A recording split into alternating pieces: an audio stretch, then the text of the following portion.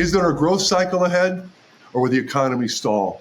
I'm Joe Galvin, Chief Research Officer for Vistage, here to share the results and analysis of the Q2 Vistage CEO Confidence Index.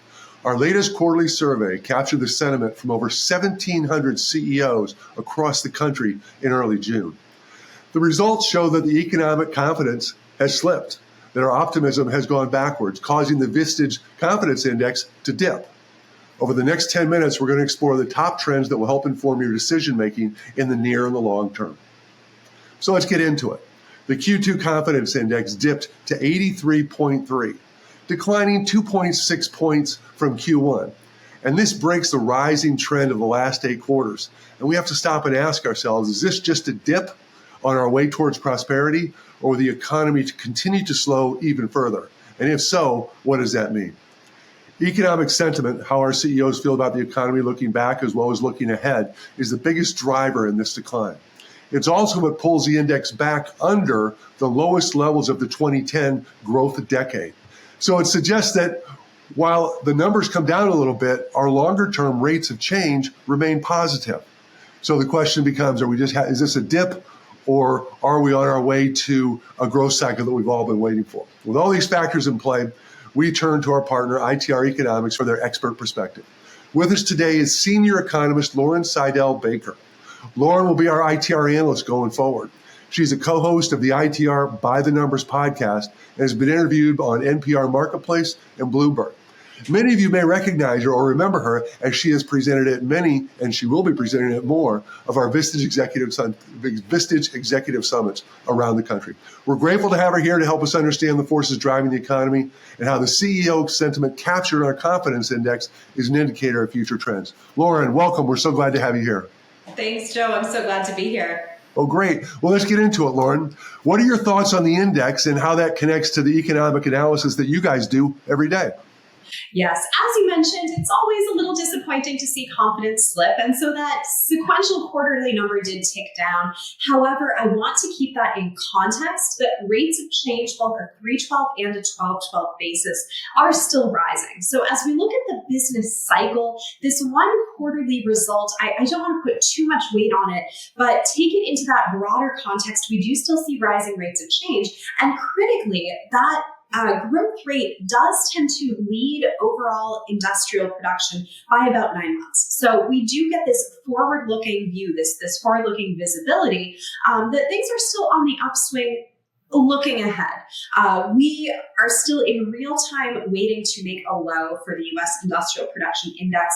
Our ITR forecast is for that to come around year end. So 2024 is shaping up to be something of a down year. Again, very, very slightly down, but there is growth on the horizon for a number of fundamental leading economic indicators, but that's further supported by this confidence index.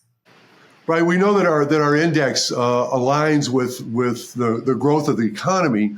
Looking out 9 or 12 months ahead, does that suggest that we're waiting for 25 before things start to kick in? It depends what sector you're talking about. I use the Industrial Production Index as kind of the placeholder there, but we will see very divergent trends within subsectors of that index. And indeed, even if we look at the manufacturing economy, the industrial economy, against more consumer-based, so GDP, consumer spending, retail spending, and critically the service sector type environment. So here it really just depends which market you're talking about. But yes, 2025 will be that rebound year for those that are down this year, and it will be a growth year for many more beyond that. So we sit here today, the Fed continues to hold interest rates. 64% of our CEOs reported that these interest rates are impacting their business. What are your thoughts on when rates will begin to fall? Yes, I like that you asked me when rates will fall, not if. I am maintaining it is a matter of when, not a matter of if the Federal Reserve will cut rates. I think the September meeting is still very much on the table. You probably heard that very recently in the last couple of weeks, the Fed did reduce their expected number of rate cuts. So they're now only calling for one cut this year. That is 25 basis points of rate decrease.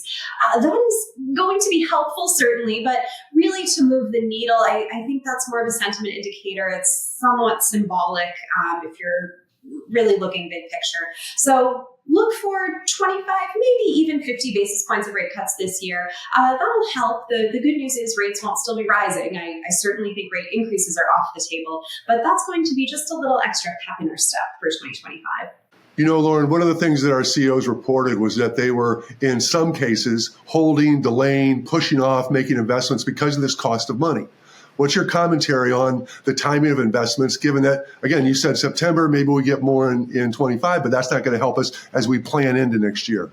Absolutely. And so here as well, every decision needs to be made for that business and for that investment, right? Is it a piece of machinery? Is it equipment? Is it people?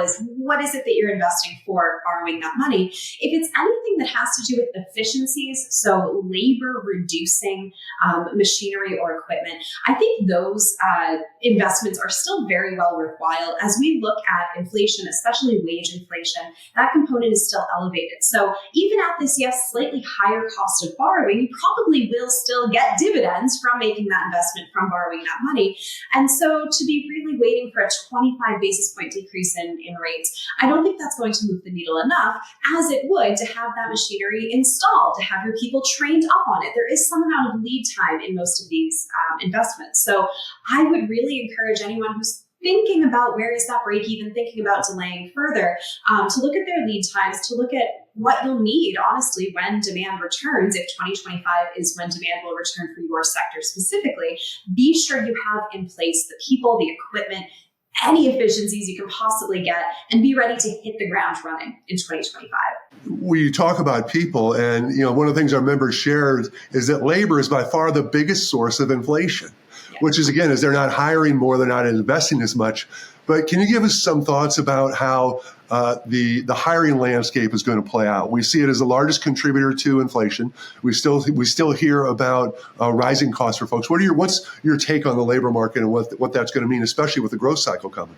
Yes, wage inflation is absolutely that stickiest portion of inflation. It is keeping, if we look at overall inflation, the goods side is largely under control. It is the service side that still is a bit elevated. That is really more of a long-term trend. We have demographic issues. So as I look at just the number of people available to work today, we have many more job openings. In fact, 8.6 million job openings in the most recent data compared to the number of unemployed workers looking for work. There is no huge number of workers waiting on the sidelines, waiting for that perfect job to find them. So it's going to be something of an imbalance. I believe the most recent numbers I saw is that there's 1.4 jobs for every job seeker out there. Not too long ago, we were at a 2-to-1 ratio. So that has improved somewhat. Maybe we'll see a little bit more modest improvement in 2024. Again, I would use that time to scoop up top talent, scoop up those qualified workers that you can find, because by 2025, as demand returns across most sectors, it will be a tough battle again. Gen Z, they're the generation just now entering the workforce. They're actually much smaller in size than the millennial generation was. So we don't have that new glut of workers aging into the labor force who will be just ready to go. Well, great. Thank you. So as we kind of put this all together, what should CEOs be focused on for the balance of this year? And as we enter that planning cycle, what are going to be the growth drivers in 25 and 26? I would ask these CEOs, what did you need and not have last time you hit the growth cycle? Do that, number one, first and foremost. If it was people, then I would absolutely be looking to hire this year, get those bodies in seats again in time to be trained up, ready to hit the ground running. But more importantly, even than training new people and getting those new people in the door, is retaining your top talent. Retention is an ongoing battle. It's so much cheaper to retain your existing productive worker than it is to hire a new worker, find them, attract them to your company, train them, get them ready to go. And finally, if you can do anything, make any efficiency investments. Maybe it's AI. Maybe there's some technology that can help you do more with less or the same number of people. That is going to pay dividends going forward, not just in this year and next, but for the rest of this decade. Lauren, thank you so much for your time and your insight. We'll look forward to speaking with you again after we do our Q3 Confidence Index. Your guidance analysis will help leaders of small and mid-sized businesses understand what to expect in the coming months and how they might need to adjust their strategies going forward based on how this economy evolves. Thank you again, Lauren. We look forward to seeing everyone when we do the Q3 Confidence Index this fall. Thank you.